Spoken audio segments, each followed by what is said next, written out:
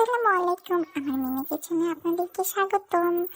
আজকে আমার আন্ডা বাচ্চারা বলছে আমাকে ওদেরকে খিচুড়ি রান্না করে দিতে, তাই আমি ভাবলাম যেহেতু খিচুড়ি রান্না করব, তাহলে ওদের জন্য একটু পুষ্টিকর খিচুড়ি রান্না করি। তাই আমি এখানে কিছু সবজি খিচুড়ি রান্না করেছি।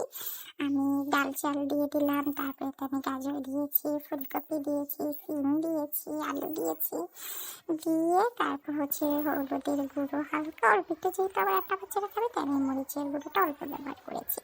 তারপর একটু লবণ দিয়েছি, একটু গরম মশলার গুঁড়া দিয়েছি, একটু আদা রসুন বাটা দিয়ে, একটু তেল দিয়ে, তারপরে পানি দিয়ে আমি বসিয়ে দিয়েছি।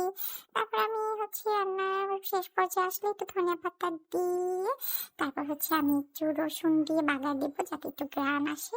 তারপর একটু নাড়াচাড়া করে নামিয়ে নিলাম। আমি অল্প একটু তেল দিলাম, যেহেতু বাচ্চারা খাবে আমি অল্প তেলে ব্যবহার করছি, আন্ডা বাচ্চারা খাবে।